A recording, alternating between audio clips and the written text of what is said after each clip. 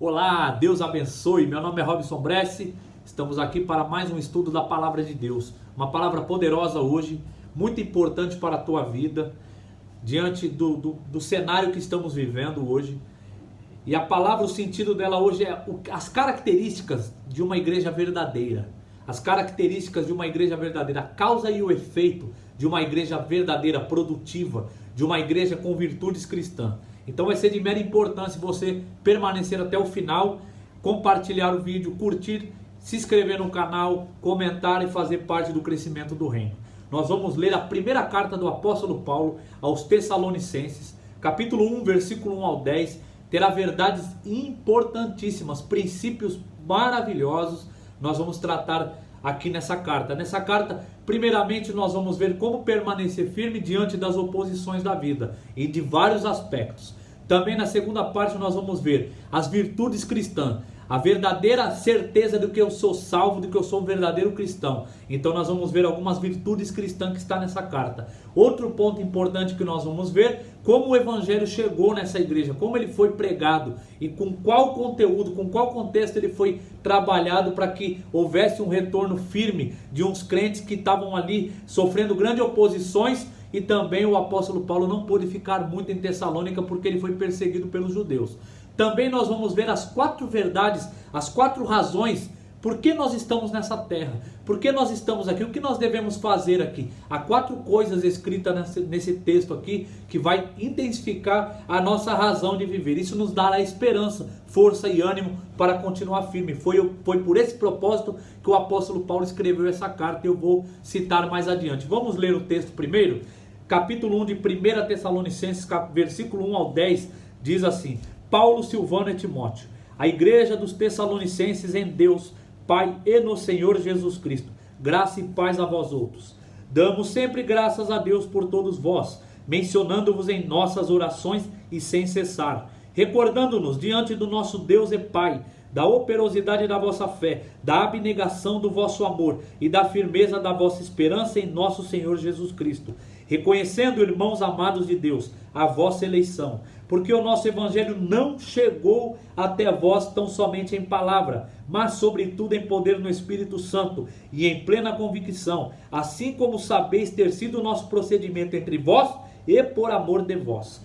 Com efeito, vos tornastes imitadores nossos e do Senhor, tendo recebido a palavra, posto que em meio de muita tribulação, com a alegria do Espírito Santo, de sorte que vos tornastes modelo para todos os crentes na Macedônia e na Acaia, porque de vós repercutiu a palavra do Senhor, não só na Macedônia e Acaia, mas também por toda parte se divulgou a vossa fé para com Deus, a tal ponto de não termos necessidade de acrescentar coisa alguma, pois eles mesmos, no tocante a nós, proclamam que repercussão teve o nosso ingresso no vosso meio, e como deixando os ídolos, vos convertestes a Deus, para servires o Deus vivo e verdadeiro, e para aguardares dos céus o seu Filho, a quem ele ressuscitou dentre os mortos, Jesus, que nos livra da ira vindoura.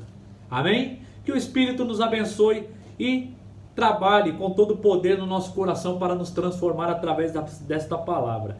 Então, o propósito dessa palavra era justamente manter os crentes de Tessalônica firmes na esperança, porque eles sofreram alguns ataques. Paulo, ele implantou essa igreja na sua segunda viagem missionária. Só que Paulo não pôde ficar muito tempo em Tessalônica. Ele foi perseguido logo no começo. Quando ele chega em Tessalônica, após ele sair de Filipos, ele vai para Tessalônica. Ele passa em Anfípolis e Apolônia e vai para Tessalônica. Atos capítulo 16, capítulo 17. Quando ele chega em Tessalônica, ele vai numa sinagoga de judeus, como de costume. E ele passa a pregar o evangelho na sinagoga por 3 sábados. Ele arrasou as escrituras. Ele prova ali como era necessário Cristo ter sido crucificado e ressuscitado no 3º dia. Com isso, alguns gentios e algumas mulheres passam a crer no evangelho e a segui-lo. Mas alguns judeus, movidos de inveja, passam a perseguir, se juntam com alguns homens da malandragem e passam a perseguir a Paulo. Paulo escapa, mas eles vão à casa de Jason, que era também colaborador de Paulo. Chegando à casa de Jason, eles dizem, no versículo 6 de capítulo 17 de Atos: aqueles homens que estão transtornando o mundo também chegaram aqui. O evangelho transtorna, o evangelho muda, o evangelho causa um impacto. E eles diziam: diz ele ser Jesus rei, sendo que nós temos como rei César. Então, para eles, para os romanos, para aquele povo ali, era uma afronta. E os judeus estavam usando isso também de ataque contra Paulo. Por quê? Porque Paulo, provando que Jesus havia de ser necessário, foi necessário ele ter sido crucificado, e foi necessário ele ressuscitar ao terceiro dia, para nos dar a vida eterna. Para o judeu isso era uma blasfêmia. Eles não criam no Messias, não criam que o Messias tinha vida em carne, em homem, para nos salvar pela graça. Então, enfim, e o apóstolo Paulo de Tessalônica, ele foge para Bereia.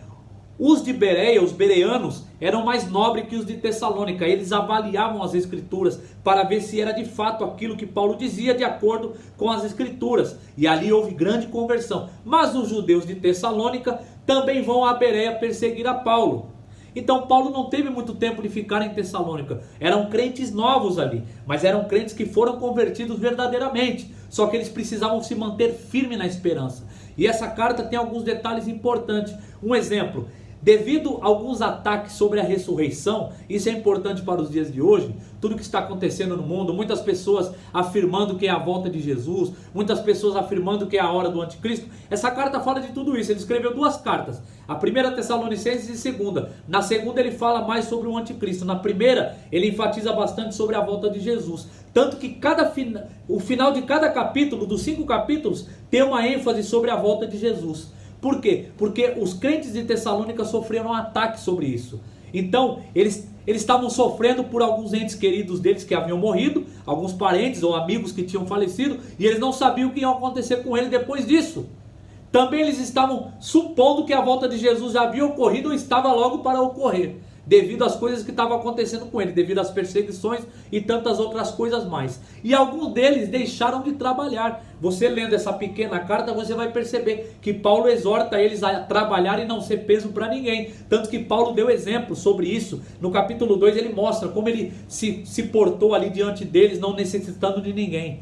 Então aconteceu algumas coisas, e essa palavra é justamente para permanecer na fé e entender a esperança. Por quê? A fé, nós podemos até ter a fé em Cristo Jesus e ser salvo. Nós podemos até amar, mas a esperança é algo que é fácil de se perder quando se tem muito ataque. A esperança, ela esfria. A gente começa a ter dúvida das coisas que Deus prometeu e daquilo que Ele falou. De tanto bombardeio, nós começamos a prestar mais atenção nos bombardeios, mais atenção nas coisas do mundo, na mídia, etc., do que prestar atenção nas promessas de Deus, e começamos a fraquejar na esperança. Por quê? Porque nós somos um ser espiritual e um ser físico. Nós temos emoções, nós temos sentimentos. Se nós não soubermos dominar as emoções, elas nos dominam. E ela vai trazer o que é a nossa vida? Depressão, ansiedade, desânimo e tantas outras coisas mais. Então, é por isso que o apóstolo Paulo escreveu essa carta, enfatizada. Só outro detalhe: a Bíblia Sagrada, a Escritura Sagrada, toda a Bíblia, ela enfatiza, ela tem 1680 referências sobre a volta de Jesus, sobre o retorno de Jesus. E ela enfatiza 8 vezes mais do que o nascimento de Jesus. Então Jesus, ele nasceu.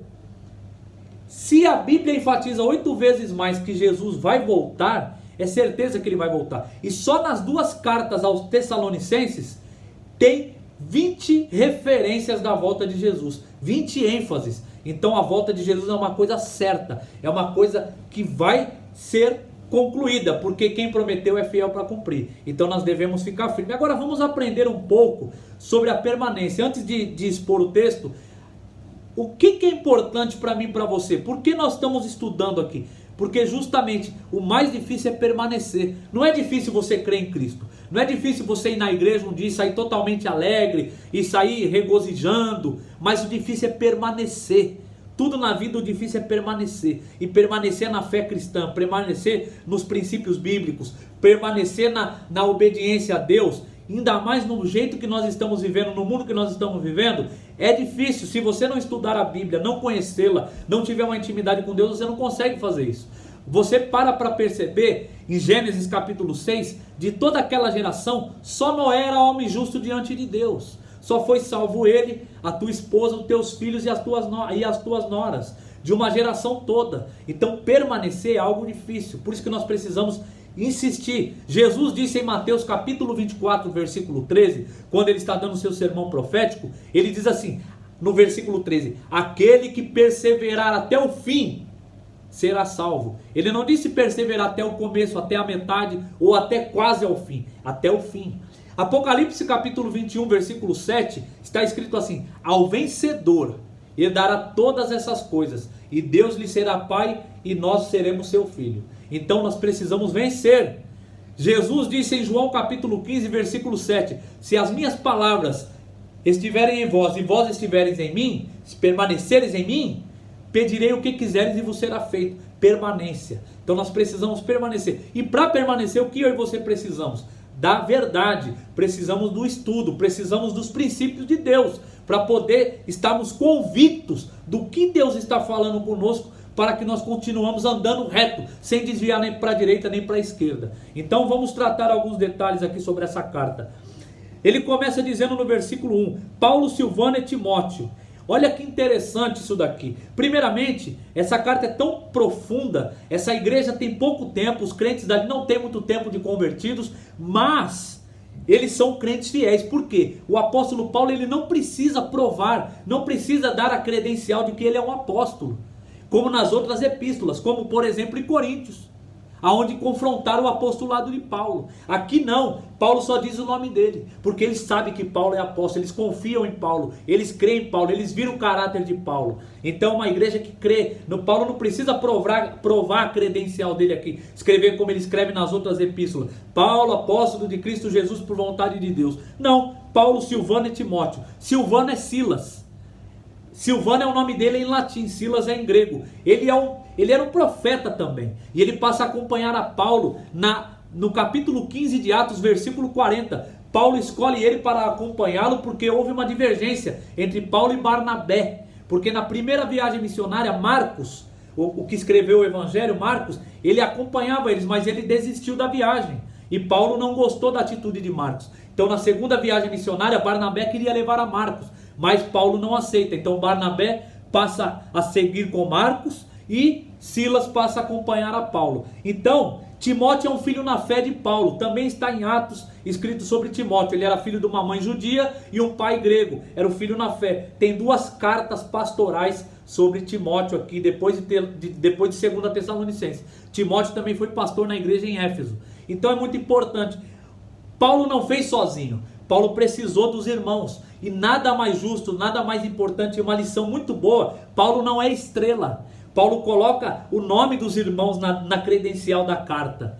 Ele escreveu a carta, foi a punho dele, mas os irmãos estavam com ele na perseguição, os irmãos estavam com ele na hora da batalha. Tanto que essa carta foi escrita, por quê? Porque Paulo, quando estava em Corinto, enviou Timóteo para confirmar a igreja, para ver como eles estavam. E Timóteo, no capítulo 3, que esteve em Tessalônica e viu o proceder dos irmãos, e ele viu que o amor ainda estava firme, que a fé estava operadora, mas a esperança havia balançado. Então é ele que leva aqui o reporte para Paulo, e Paulo escreve essa carta porque Timóteo foi a Tessalônica e reportou a Paulo como a igreja estava. Olha a importância. Então Paulo é justo, é um homem que reconhece os irmãos. Nós devemos reconhecer os irmãos.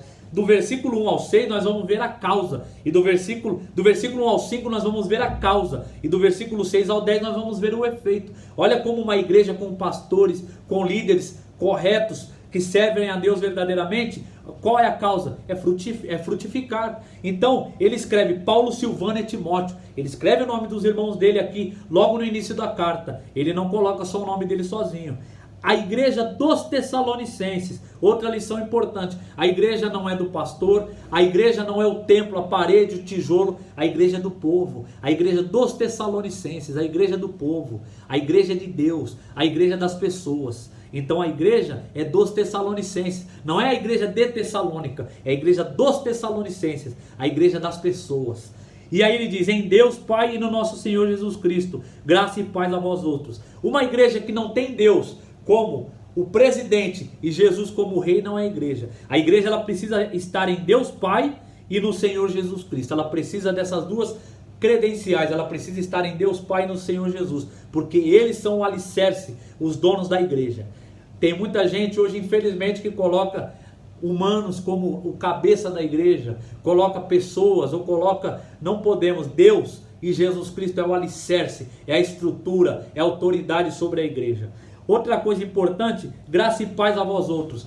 Nossos amados irmãos, presta atenção, graça é o favor imerecido. Quem tem graça tem paz, porque graça é a causa, paz é o efeito. Graça é a fonte, paz é a corrente. Se eu tenho graça, eu tenho paz, porque tenho um favor imerecido na minha vida. Se você tem a graça de Deus, se você recebeu a graça de Deus na tua vida, você deve, não é você pode ou talvez você queira, você deve viver em paz um para com os outros, porque quem tem um favor imerecido tem mais do que obrigação de viver em paz. Então, graça é a causa, paz é o efeito. Vamos ao versículo 2. O Paulo vai fazer uma ação de graças agora pelos Tessalonicenses. Damos sempre graças a Deus por todos vós. É importante você notar que ele dá graças a Deus sempre, não é de vez em quando, e por todos, não pelos preferidos, não pelos mais íntimos, não por aqueles que ele tem mais afinidade. Ele dá graça por todos eles, por todos os irmãos, mencionando-vos em nossas orações sem cessar. Uma lição para mim e para você: se você não consegue falar de Deus para as pessoas, fale das pessoas para Deus. Leve o nome delas para Deus, dos seus parentes, amigos e até daquelas pessoas que talvez você nem goste, mas fala delas para Deus. E fale o quê? Fale das virtudes dela, não fale dos defeitos, fale das virtudes. Se eu e você procurarmos virtudes, procurarmos qualidade nas pessoas, nós vamos achar. Isso serve para os teus relacionamentos, para o teu casamento, isso serve para os teus filhos, porque as coisas viram rotina e você começa a buscar defeito, porque o mal vai sempre soprar na tua orelha defeitos, e quando você está em Cristo, nova criatura você é. Então nós vamos buscar qualidade nas pessoas. Busque qualidade no teu cônjuge, busque qualidade nos teus filhos, busque qualidade nos teus irmãos da igreja. Não olhe os defeitos deles, não, olhe as qualidades, você vai achar muitas, e a tua vida vai melhorar e muito, porque olha o que o apóstolo Paulo menciona, ó, recordando-nos diante do nosso Deus e Pai da operosidade da vossa fé, da abnegação do vosso amor e da firmeza da vossa esperança em nosso Senhor Jesus Cristo. Paulo fala da virtude dos irmãos, e olha que lindas essas virtudes.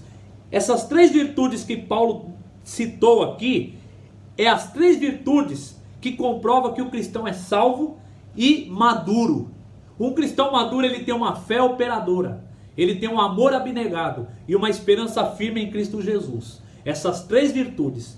Por quê? Uma fé, ela precisa operar. Tiago diz que a fé sem obras é morta. Assim como o corpo sem o espírito é morto, a fé sem obras é morta. Tiago capítulo 2, versículo 26. Abraão creu, e isso foi imputado para a justiça, e Abraão foi chamado amigo de Deus. Ora, Abraão creu e agiu. Quando Deus pediu para ele sacrificar o teu filho Isaque, ele foi num percurso de 3 dias, fez todo o processo, deitou o teu filho no holocausto, e ele praticamente assassinou o teu filho na mente, porque ele sabia que Deus era fiel para prover o sacrifício. Então Abraão fez todas as coisas, a fé de Abraão operou. A prostituta Raabe em Jericó, ela guardou os espias, ela protegeu os espias que vieram espiar a terra de Jericó antes de destruí-la por o mandato de Deus através de Josué. A fé de Raabe operou e a casa dela foi salva, a tua família foi salva. A fé precisa operar. Tiago diz: me mostre tua fé sem obras, e eu com as minhas obras lhe mostrarei a minha fé. Aí você me diz: ora, mas eu não sou salvo por obras. É claro que não. Eu não faço boas obras para ser salvo, mas eu sou salvo e faço boas obras. As boas obras não me salvam, mas as boas obras testificam que eu sou salvo. Se eu sou salvo, eu apresento boas obras. Então nós temos que mostrar. Efésios capítulo 2, versículo 8 diz: ora, pela graça sois salvos, mediante a fé. Isso não vem de vós, é dom de Deus, para que ninguém se glorie. Não de obras, para que ninguém se glorie. Mas nós fomos feitura dele, chamados de antemão para as boas obras. Por quê? Porque a fé me testifica diante de Deus, as boas obras me testificam diante dos homens. Se eu sirvo um Deus vivo e verdadeiro, as minhas obras devem ser de acordo com esse Deus vivo e verdadeiro. Romanos fala Romanos fala da fonte da fé. Tiago fala do fruto da fé. Então nós temos que saber entender esse conceito. Por quê? Olha que Jesus disse em Mateus capítulo 5, versículo 16. Assim também brilhe a vossa luz diante dos homens, para que vejam as vossas boas obras e glorifiquem o vosso Pai que está nos céus. É através das obras, da manifestação das nossas atitudes, que as pessoas vão glorificar Deus, no céu. Então, se eu sou salvo, eu tenho boas obras. As minhas obras operam. Eu faço aquilo que Deus quer verdadeiramente com vontade. Então, nós não podemos ser cristãos que se escondemos do mundo, ou cristãos que ficamos acomodados, ou ficamos, pelo medo, ficamos acovardados. Porque os covardes não herdarão o reino dos céus. Então nós precisamos agir e fazer boas obras em nome de Cristo Jesus. Como eu disse, as boas obras não me salvam, mas elas testificam que eu sou salvo. Amém? Agora, outra coisa importante, nós vamos falar do amor abnegado agora. O amor abnegado, o que é o amor abnegado? É o amor que o apóstolo Paulo cita em 1 Coríntios capítulo 13, versículo 5. Ele diz que o amor não busca os próprios interesses. E essa igreja tinha o amor abnegado, não buscava os próprios interesses. O amor verdadeiro não busca os próprios interesses, ele olha o interesse do outro. Se nós fizéssemos isso, pelo menos nós cristãos fizéssemos isso, o mundo estaria diferente.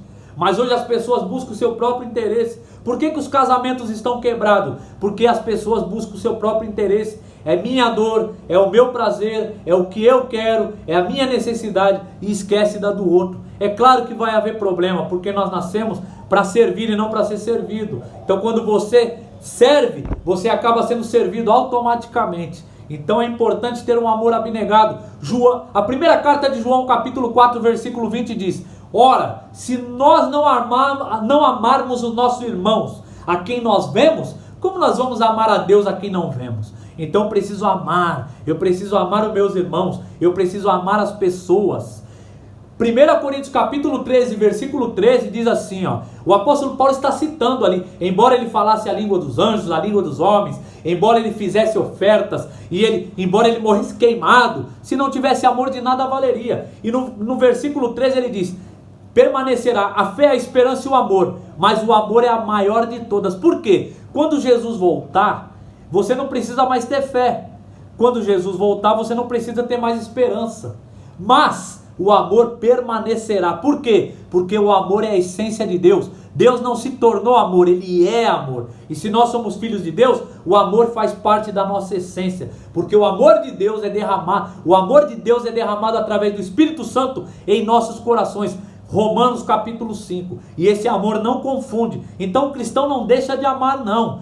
É claro que o cristão pode ser atacado pelo mundo e ser influenciado e o amor dele esfriar, porque Jesus disse que o amor de muitos esfriaria, mas o amor do cristão não acaba. Por quê? Porque o amor não é só sentimento, ele é decisão. Eu decido amar, e quando você decide amar, você ama. Por isso que o amor é servir ao outro, é olhar o interesse do próximo. Isso precisa de decisão. Se você for esperar sentir para amar, você não vai amar para sentir. Então você precisa amar por decisão. Isso serve para o teu casamento, para a tua família, para os teus amigos e para as pessoas que te desagradam. Porque o amor não busca os próprios interesses e ele permanecerá. Agora vamos falar um pouco da esperança, que era o problema dos Tessalonicenses. Eles passaram por problemas. Eles estavam sendo atacados na área da esperança. E eu e você também somos.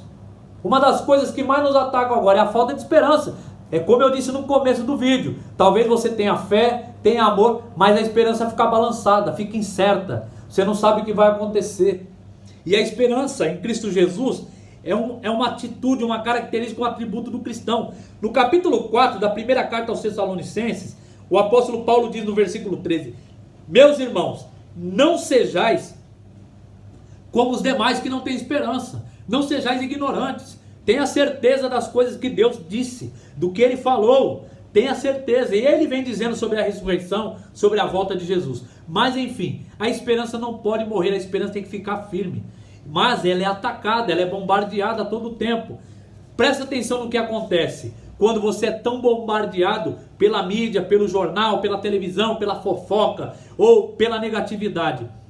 Você passa a ser inundado por isso e perde a esperança. Satanás é o que ele quer fazer com você. Porque ele sabe que se você tiver esperança, você é uma potência, você é uma bomba, você vai ajudar pessoas, você vai ajudar pessoas a andarem para frente. E ele não quer que as pessoas façam isso. Então ele ataca, ele bombardeia, e cada vez mais intensífico. O Deus desse século cegou o entendimento dos incrédulos para que não resplandeça a luz do Evangelho, que é a glória de Cristo, a imagem de Deus. 2 Coríntios 4:4. Olha o que o apóstolo Paulo diz em 2 Coríntios 4:17 e 18. A nossa leve e momentânea tribulação, porque os tessalonicenses passaram por muita tribulação, tanto que está escrito aqui no versículo de número 6, que eles receberam o Evangelho com efeito, e posto que em meio de muita tribulação, com a alegria do Espírito Santo. Eles passaram por tribulação, passaram por perseguição. Quando o apóstolo Paulo foi perseguido, os judeus passaram a perseguir eles também. Eles foram atacados também. Então o apóstolo Paulo diz em 2 Coríntios capítulo 4, versículo 17 e 18. A nossa leve e momentânea tribulação produz para nós eterno peso de glória, acima de toda comparação. Por quê? Não atentamos para as coisas que vemos, e sim para as que não vemos. As coisas que vemos são temporais, mas as que não vemos são eternas. Se você olhar com os olhos da carne, você vai se deprimir, vai ficar ansioso. Se você olhar com os olhos do Espírito, você vai ter fé, garra, firmeza e coragem diante das adversidades. É simples, porque em Números capítulo 13 e 14, quando os espias, os 12 líderes, eram cabeças de Israel, foram espiar a terra de Canaã, a terra prometida. Deus havia prometido, a terra era deles, porque Deus que deu a vitória, mas eles deveriam espiar. Quando eles foram espiar, o que acontece? É muito conhecido esse texto. 10 desses espias viram os gigantes e acharam que eles eram gafanhotos diante dos olhos dos gigantes e também aos olhos deles. Não só aos olhos dos gigantes, aos olhos deles também. Só que Josué e Caleb olharam com uma atitude diferente, com um espírito diferente. A própria palavra diz isso. E eles herdaram a terra. E os murmuradores morreram no deserto. Então, nós temos que aprender a olhar com os olhos espirituais. Isso é hábito. Ser humano é ser humano de hábito. Se você ficar focado na televisão, no Facebook, no celular, nas coisas do mundo, você não vai enxergar com os olhos do Espírito. Você precisa ter atitude, largar o celular de lado, largar a internet de lado, meditar na palavra de Deus, estudá-la, aprendê-la, não ficar com preguiça de lê-la, porque ela que vai te dar vida, ela que vai te dar força espiritual. E aí você vai andar adiante e ainda vai ajudar outras pessoas. Então, a fé, a esperança e o amor, mas uma fé operadora, um amor abnegado que olha para o próximo e uma esperança firme em Cristo Jesus. Não é uma esperança em qualquer um, é uma esperança em Cristo Jesus, porque se Ele prometeu, Ele é fiel para cumprir. Ele disse: passarão os céus e a terra, e os céus e a terra estão passando, você está vendo, mas as minhas palavras não passarão. Vamos adiante. No versículo 4 ele vai dizer, ó, reconhecendo, irmãos amados de Deus, a vossa eleição. Essas 3 palavras que ele disse aqui, o apóstolo Paulo, é o motivo da perseguição. Porque, irmãos, amados de Deus, a vossa eleição, era uma linguagem para os judeus. Era a prioridade dos judeus. Eles eram irmãos, eles eram amados, eles eram eleitos. Só que depois que Cristo Jesus veio, morreu na cruz, e o teu sangue foi derramado, o véu não se rasgou de baixo para cima, ele se rasgou de cima para baixo, porque foi Deus que deu a graça e não o homem. Então hoje, todos que creem em Jesus verdadeiramente, confessarem Ele como Senhor e Salvador, serão salvos. Então, se você crê, se você aceitou, ou se não aceitou, aceite agora, porque você é irmão, você é eleito e você é amado. A eleição de Deus é essa. Como que a eleição de Deus funciona? É quando Deus fala com você através da igreja, através de uma palavra num vídeo, e Ele está falando com você, você é eleito, Ele está te chamando, Ele está te convidando, Ele está batendo na porta para você abrir para Ele. Então você, aceitando a Jesus, você é eleito, amado, irmão em Cristo Jesus. Não vou me enfocar mais nesse detalhe, porque senão vai fugir do contexto. Mas a eleição é algo quando Deus fala com você intimamente e você responde. Você precisa responder a Ele sobre o chamado que Ele faz a você. Você sabe quando Deus te chama. Você sente quando Ele está falando para você. Venha, vinde a mim, vós que estáis cansados e sobrecarregados, e eu vos aliviarei. Versículo 5. Ele vai dizer o porquê de tudo isso, ó. Porque o nosso evangelho não chegou até vós tão somente em palavra, mas, sobretudo, além de tudo, no poder do Espírito Santo, em plena convicção, assim como sabeis ter sido o nosso procedimento entre vós e por amor de vós. O procedimento de Paulo, de Timóteo e de Silas, entre eles, não foi só por obrigação ou dever, foi por amor. Está aqui ó, no final do versículo 5, ó, entre vós e por amor de vós. Não posso fazer um vídeo aqui por obrigação, faço por amor, faço por convicção. Eu sei que a palavra de Deus é fiel, ela é espada, ela penetra juntas e medulas, ela toca na alma e no espírito e traz a verdade, ela te traz a confissão para que você seja verdadeiramente salvo. Então, nós temos que fazer por amor, e Paulo fez por amor. Depois você lê essa carta, ela é muito poderosa, muito viva, ela é pequena, 5 capítulos somente, na primeira carta. Você vai ver como que Paulo procedeu ali, principalmente no capítulo 2, qual foi o proceder de Paulo. Outro ponto importante, a palavra, o evangelho, ele precisa estar no poder do Espírito, na unção do Espírito Santo. Não é minha persuasão que vai te convencer, não é o meu falar aqui, é o Espírito Santo. Eu sou instrumento, eu não tenho poder de nada, não tenho poder para te curar, não tenho poder para falar para você, haja isso e não, é Deus, é o poder do Espírito, é o poder do alto, não é o poder do homem, não é minhas habilidades, não é minhas artimanhas, é o poder do Espírito Santo. Isso significa que para eu pregar a palavra de Deus, eu tenho que estar andando no Espírito, submisso ao Espírito Santo, em comunhão com Ele, porque se eu não estiver em comunhão com Ele, nada valerá, porque a palavra chegou em Tessalônica, não só na palavra, mas no poder do Espírito. Olha o que o apóstolo Paulo diz, no capítulo 2, no versículo 3 ao 6, ó. Presta atenção, presta bem atenção, pois a nossa exortação, o encorajamento dele, ó, não procede de engano, nem de impureza, nem se baseia em dolo. Pelo contrário, visto que fomos aprovados por Deus, a ponto dele nos confiar o evangelho. Quem aprovou foi Deus, não foi homem. Assim falamos, não para agradar a homens, e sim a Deus, que prova o nosso coração. A verdade é que nunca usamos de linguagem de bajulação, como sabeis, nem de intuitos gananciosos. Deus disso é testemunha.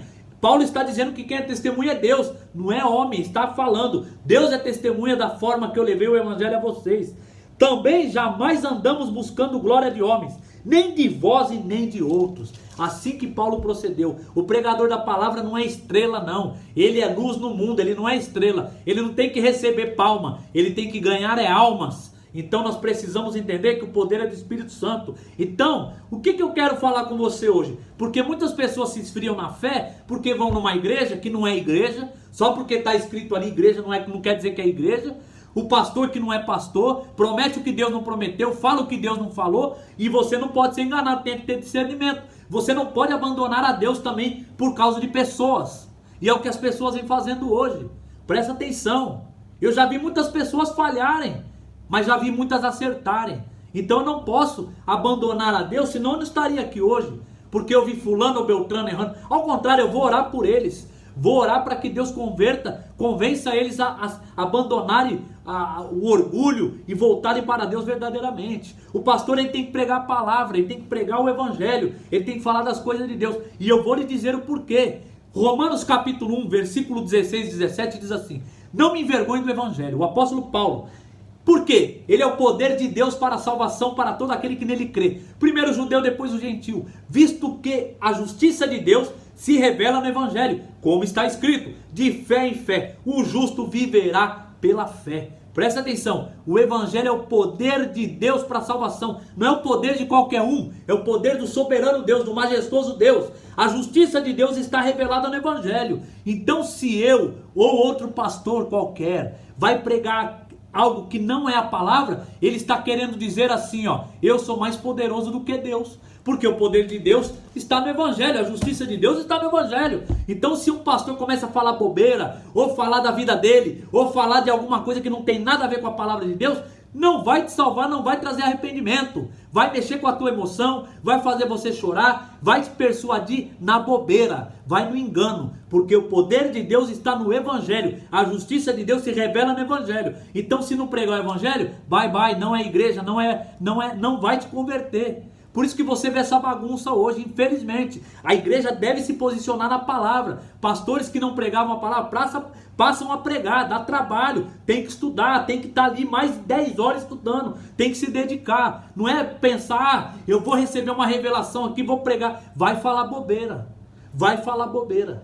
Então o poder de Deus está no evangelho, a justiça de Deus é revelada no evangelho, e é de fé em fé, não é com persuasão, não é com promessa. Não é oferecendo coisa não, é de fé em fé. O justo vive pela fé. Então versículo 6, olha o efeito. Aqui é a causa, como o apóstolo Paulo levou lá o evangelho. Agora olha o efeito. Com efeito, vos tornastes imitadores nossos e do Senhor, tendo recebido a palavra, posto que em meio de muita tribulação e com a alegria do Espírito Santo. Presta atenção, a igreja primeiro, ela imitou a Paulo. Ela imitou a Timóteo e a Silas. Ela não imitou a Jesus. Por quê? Porque primeiro ela vê o pastor, ela vê a igreja. Ela não vê Deus primeiramente. É aí que está o problema. Por isso que nós temos que andar em integridade. Somos humanos, temos falhas, mas nós precisamos se policiar, vigiar, andar em santidade, andar em respeito, procurar melhorar a cada dia e não brincar com a palavra de Deus. Porque as pessoas vão olhar primeiro para nós, para os crentes, para os cristãos, depois elas vão ver Deus. Então nós temos que ser exemplo, nós somos modelo. E uma igreja que é modelo, ela é modelo e alvo. A igreja aqui era modelo e alvo. Foi modelo para converter e alvo das pessoas que queriam atacar. O crente que é modelo, ele é alvo. A igreja que é modelo, ele é alvo. Satanás não vai atacar quem não mexe com ele, quem não atrapalha ele, quem está fazendo só barulho, mas não está convertendo ninguém. Agora, quando você passa a pregar a verdade, quando você passa a viver o evangelho verdadeiramente, você vai ser alvo, mas você é modelo. Isso deve lhe encorajar, você ajuda outras pessoas, só com o teu caráter, teu procedimento. Então a igreja aqui, primeiro ela imitou, depois ela foi modelo. Ela imitou quem? Primeiro ela imitou eles, os pastores, imitou a Paulo, imitou a Silas, imitou a Timóteo. Eles tinham caráter, eles tinham proceder. Depois imitaram o Senhor Jesus. Por quê? Presta atenção, Apocalipse capítulo 1, versículo 12 e 13, quando João teve a visão de Cristo glorificado, ele olhou para trás, ele virou para trás, e o que ele viu? 7 candeeiros, em forma de filho de homem no meio dos candeeiros, o filho do homem no meio dos candeeiros. Primeiro ele viu o quê? Primeiro ele viu as igrejas, depois ele viu Jesus no meio das igrejas. Então primeiro nós olhamos para a igreja deve ser modelo, a igreja tem que se posicionar. Essas coisas que estão acontecendo no mundo, a culpa, tem muita culpa, 80%, 90% da igreja. Porque se a igreja tivesse posicionada, evangelizando, levando o estudo, evangelizando as famílias, não estou falando do globalizando porque tem muitas igrejas boas, muitos pastores fiéis à palavra, eu conheço muitos, tem muitos. Só que a mídia vai vender o ruim, a mídia vai mostrar aqueles que estão bagunçando, a internet vai atacar aqueles que estão na bagunça. Aí a pessoa que não conhece, ela pensa que todo mundo não presta. Então nós somos modelo, nós temos que lembrar disso. E eles, como que eles receberam? Em meio de muita tribulação. Olha a situação que eles estavam, olha a circunstância que eles estavam. Não estava no mar de rosas, não estava na beira de um lago, não estava numa igreja com estofado, tudo maravilhoso, com ar-condicionado. Foi em meio a muita tribulação. Mas como eles estavam? Com a alegria do Espírito Santo, versículo 6. O Espírito Santo, ele nos dá o fruto, e o fruto do Espírito é decisão, não é circunstancial. Eu não fico alegre porque eu estou no momento de alegria, eu fico alegre porque é um estilo de vida. A paz é um estilo de vida, o amor é um estilo de vida, o domínio próprio é um estilo de vida. Eu não me domino só quando eu estou na frente das pessoas, ao contrário, quando eu estou entre 4 paredes, sozinho, eu e Deus, aí eu devo me dominar. Mas só através do Espírito Santo você consegue fazer isso, porque a nossa carne é pecadora, a nossa carne é má. Se o Espírito Santo não estiver na tua vida, você não vai agir conforme o querer de Deus. Romanos capítulo 8 diz que sem o Espírito Santo nós não podemos agradar a Deus. Então a tribulação aqui para eles, a circunstância não foi problema, porque eles estavam com a alegria do Espírito Santo. É uma alegria de decisão, estilo de vida. É como Paulo e Silas estavam em Filipos, capítulo 16 de Atos. Eles estavam presos, amarrados com os pés nos troncos, mas à meia-noite louvaram e adoraram o Senhor. É como nós vemos ele escrevendo a epístola aos Filipenses, a regozijai e alegrai, ele estava preso. Então a alegria não é circunstancial, a alegria do crente não é circunstancial, a alegria do mundo é. O mundo precisa de coisas para estar feliz, nós precisamos da presença do Espírito Santo. De sorte que vos tornasses um modelo para todos os crentes na Macedônia e na Caia. Eles se tornaram um modelo para todos os crentes, não foi para alguns, para todos os crentes. Por quê? De vós repercutiu a palavra do Senhor, deles, dos irmãos. Não foi Paulo falando deles, foi o próprio proceder deles, a resposta deles. Também por toda parte se divulgou a vossa fé para com Deus, a tal ponto de não termos necessidade de acrescentar coisa alguma. Pois eles mesmos, no tocante a nós, proclamam que repercussão teve o nosso ingresso no vosso meio. E como deixando os ídolos vos convertesses a Deus, para servires o Deus vivo e verdadeiro. Olha o testemunho que eles deram. Presta atenção. Paulo não precisou acrescentar nada. Provérbios 27, 2 diz assim: que seja outro que te louve e não a tua boca, o estrangeiro e não os teus lábios. Não é você que se louva, é as pessoas que te louvam. É as pessoas que vêem as qualidades em você. Não é você que exalta suas qualidades, é as pessoas que falam das suas qualidades. É elas que vê. E Paulo não precisou acrescentar nada. Eles foram exemplo. Agora uma pergunta para mim e para você. Estamos sendo exemplo? Se Paulo fosse escrever hoje sobre a nossa igreja, ou sobre o nosso caráter, ou sobre a nossa vida cristã, ele escreveria a mesma coisa? Ele falaria que não precisava acrescentar nada, porque nós estamos sendo modelo para as pessoas ao nosso redor? Se não, vamos rever os nossos conceitos. Vamos trabalhar em cima disso, vamos escrever o que nós precisamos mudar, o que nós precisamos deixar, o que nós precisamos começar a fazer, e vamos começar a ser modelo, exemplo. Está mais do que na hora, as pessoas estão precisando. E agora ele vai falar, não vou me atentar muito para não ficar longo, mas ele vai falar de 4 verdades aqui para a nossa vida. 4 verdades importantes. Número 1, versículo 9. Deixando os ídolos. Número 2, vos convertesses a Deus. Número 3, para servires o Deus vivo e verdadeiro. Número 4, para guardares dos céus o seu Filho, a quem ele ressuscitou dentre os mortos, Jesus, que nos livra da ira vindoura. Aqui dá outra pregação. Eu podia ficar aqui mais 2 horas falando só desses 2 versículos, mas eu vou tentar ser rápido, objetivo. Primeiro, deixar os ídolos é uma necessidade de todas as pessoas. Nós nascemos do pecado, pela desobediência de um só homem, entrou o pecado no mundo e a morte passou a todos os homens. Romanos 5,12. Pela obediência de um só, veio a vida, a salvação, aonde abundou o pecado, superabundou a graça. Presta atenção, a consequência do pecado é idolatria. Por quê? Adão não obedeceu a Deus, ele obedeceu a serpente, ele obedeceu à vontade da carne, ele obedeceu o mal. E, consequentemente, as características do pecado acompanhou o pecador. Então a idolatria está dentro de todas as pessoas, seja ídolos, seja religião, seja uma coisa, uma pessoa, uma roupa, um time de futebol, que seja. Todos nós temos o defeito da idolatria, e o nosso dever aqui nessa terra é largar os ídolos. Então hoje você pare e veja quem é teu ídolo. É uma religião? É uma imagem? Imagens que não se mexem, não falam, não se movem? Para você servir um Deus vivo e verdadeiro, ele está dizendo aqui. Um Deus vivo, não é um Deus morto. É um Deus vivo, dono do universo. A idolatria foi a causa da destruição do povo de Deus. Para você ver como que a Bíblia não exclui os problemas. Depois da divisão da monarquia unida, após a morte de Salomão, capítulo 12 de 1 Reis, vai começar a divisão dos reinos. 10 reinos ao norte, 10 tribos ao norte e 2 tribos ao sul. E a causa da destruição, a causa do cativeiro dessas nações, tanto do reino norte Israel como o reino sul Judá, foi a idolatria. Começaram a adorar a Baal, começaram a servir outros deuses, começaram a se relacionar com mulheres que Deus disse para não se relacionar, porque eles iam idolatrar consequentemente, e a causa foi essa. Jeroboão, ele edificou um bezerro de ouro em Dan e em Betel, nas 2 capitais religiosas de Israel.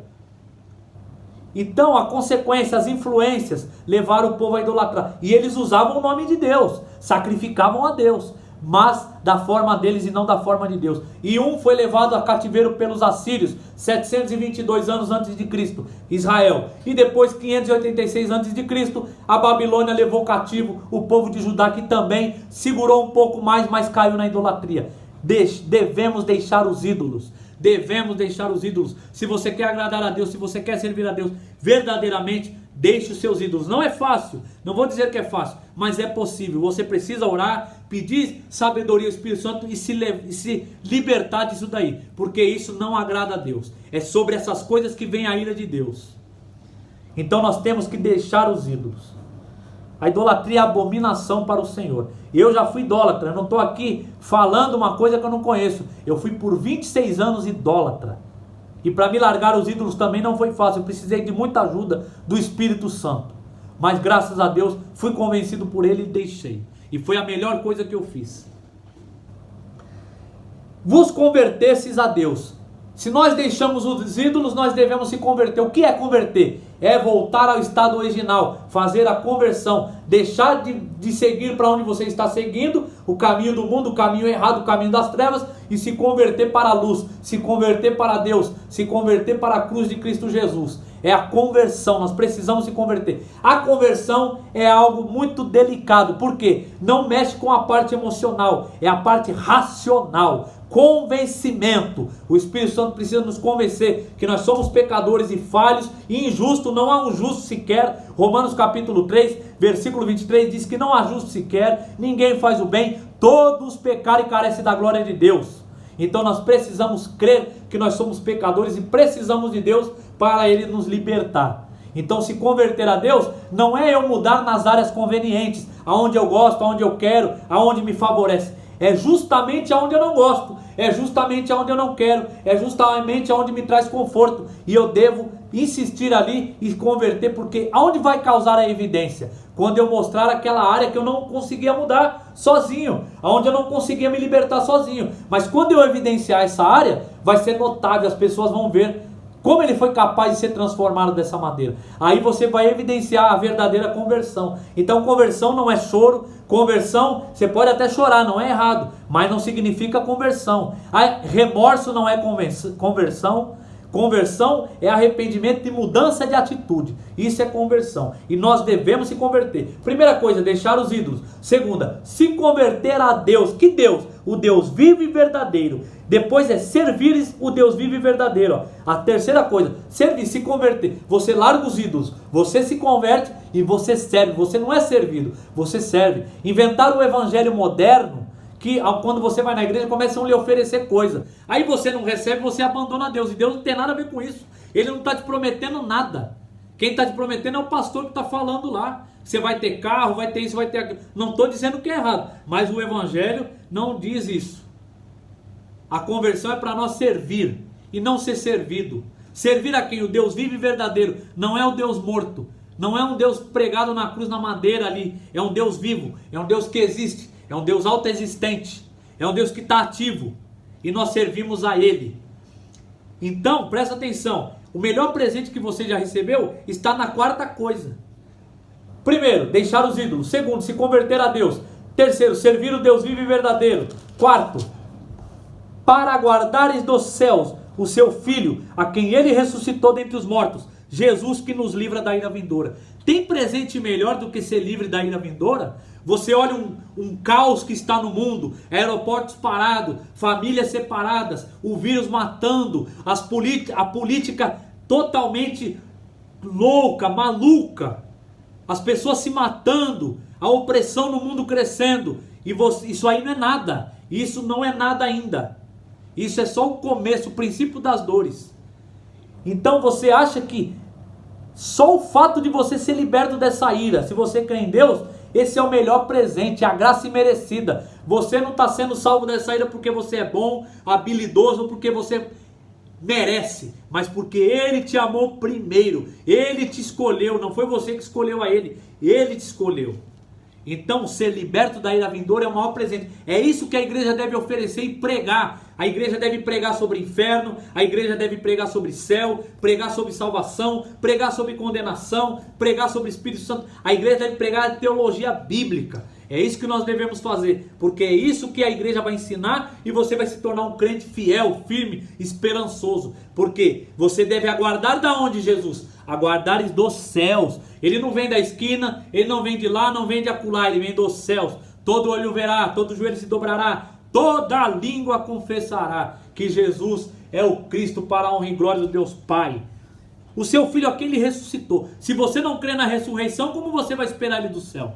A esperança do crente, ele ressuscitou. Essa é a promessa. Jesus matou a morte, ele venceu a morte. Se ele não matasse a morte, eu e você não venceríamos a morte, nós seríamos condenados, nós seríamos... A morte não é morte física, é a separação de Deus para sempre, porque você não vai morrer eternamente. Ou você vai ser salvo e viver com Deus eternamente, ou condenado e viver no inferno eternamente. Então atente para essa palavra. Então o apóstolo Paulo, em 1 Coríntios capítulo 15, versículo 14, ele diz: se Cristo não ressuscitou, é vã a nossa fé, e é vã a nossa pregação. E no versículo 19 ele diz: Se a nossa esperança em Cristo Jesus se baseia somente nessa vida, nós somos o mais infeliz de todos os homens. Então o que dá força, vida a você, independente das tribulações, independente das opressões, independente do que está acontecendo, porque vai acontecer, deve acontecer, ainda mais porque a humanidade colabora para isso, ela não faz nada para Deus poder apaziguar, porque a Bíblia diz para nós orarmos pelas autoridades, orarmos pelas pessoas que estão revestidas de autoridade. Ao contrário, você olha na internet, o cristão está atacando outro cristão, pastor atacando pastor, político atacando político, os crentes atacando político. Não é isso que Deus disse aqui, Ele disse para orar, para que nós tenhamos uma vida de paz. 1 Timóteo capítulo 2, só lê lá. Orai pelas autoridades, por todos os homens, não é por aqueles que você gosta, não é pelo político que você tem afinidade, é por todos revestidos de autoridade, porque não há nenhuma autoridade que não é colocada por Deus, e hoje as pessoas fazem ao contrário. Então você precisa ter esperança em Jesus, porque o mundo está realmente indo para a consumação, ele vai ser consumido, e a ira de Deus, o que é a ira de Deus? Jesus que nos livra da ira vindoura. A palavra ira aqui é uma palavra antropomórfica. O que é uma palavra antropomórfica? É uma palavra que dá entendimento a nós. Nós podemos entender. Então não é uma ira humana. Porque às vezes você pode pensar, mas Deus se ira, se Ele é Deus, Ele é santo. Essa ira é justa. Essa ira é a justiça de Deus sobre o pecado. Porque o salário do pecado é a morte. Mas o dom gratuito de Deus é a vida eterna em Cristo Jesus, nosso Senhor. Romanos 6, 23. Então o pecado vai ser punido, e aqueles que estiverem no pecado serão punidos junto com o pecado, porque a justiça de Deus não pode falhar. Então você precisa o que? Ele está dando a graça, Ele está dando a vida, Ele está dando a oportunidade de você crer nele. E a disciplina dele, às vezes você agora está passando por medo, pânico, depressão, ansiedade, é justamente para você se apegar a Deus. Deus não divide a glória dele com ninguém. Ele não quer que você tenha lugar para segurar, e ele também. Ele quer que você se apoie totalmente nele. É isso que ele está querendo dizer, é isso que a palavra quer dizer. Olha o que nós aprendemos hoje. Então, vamos avaliar a nossa conduta, vamos ver o que nós falamos sobre os outros, as virtudes dos irmãos, vamos trabalhar as nossas virtudes cristãs, que é uma fé operadora, um amor abnegado e uma esperança viva em Cristo Jesus. Vamos perceber se a nossa fé está realmente operando, quando alguém precisa de nós, se nós se escondemos ou se nós vamos lá, mesmo quando não queremos. Vamos ver se o nosso amor está olhando o interesse do próximo e não o nosso, a necessidade do próximo. Vamos ver se a nossa esperança está firme em Cristo Jesus e não na internet, não no celular, não no que as pessoas estão dizendo por aí, mas na palavra de Deus. Lembrando que a palavra de Deus chegou lá no poder do Espírito, precisa estar no Espírito Santo. Se torne imitador, depois modelo. Lembra que as pessoas vão olhar para você primeiro para depois ver a Deus. Então você precisa ser modelo. Lembre também de trabalhar essas 4 verdades: deixar os ídolos, se converter a Deus e servir o Deus vivo e verdadeiro, e aguardar Jesus dos céus, aquele que nos livra da ira vindoura. Ele vai te livrar da ira vindoura, é o maior presente que você pode receber. Se converta a Ele, pare de meninice. Pare de meninice. Eu gosto de falar com convicção, eu gosto de falar com verdade, sem brincadeira, não com adulação. Eu gosto de falar para ver que você realmente vai ser liberto, transformado. Eu quero ver a tua casa viva, quero ver os teus filhos transformados. E se eu falar palavras de persuasão aqui, eu só vou falar para te agradar, mas não vai mudar nada. Agora, se eu falar a verdade que está escrita aqui, ela tem poder, porque não é o poder do homem, é o poder do Espírito que trabalha e converte e transforma. Então creia nessa palavra, receba essa palavra, agarra essa palavra com as tuas mãos, se apega em Deus Todo-Poderoso, porque a palavra diz em Isaías 64, versículo 4, diz assim: desde a antiguidade não se viu, nem com o ouvido se apercebeu, nem com os olhos se viu, Deus além de ti, que trabalha para aqueles que nele esperam. Os homens se cansam e se fatigam, os moços de exaustos caem, mas os que esperam no Senhor renovarão as tuas forças, subirão altos como águia, correrão e não se cansarão, caminharão e não se fatigarão. Isaías 40, 31. Deus abençoe a tua vida, fique firme em Cristo Jesus, compartilhe o vídeo, comente, curte, ajude o canal a crescer e Deus lhe abençoe.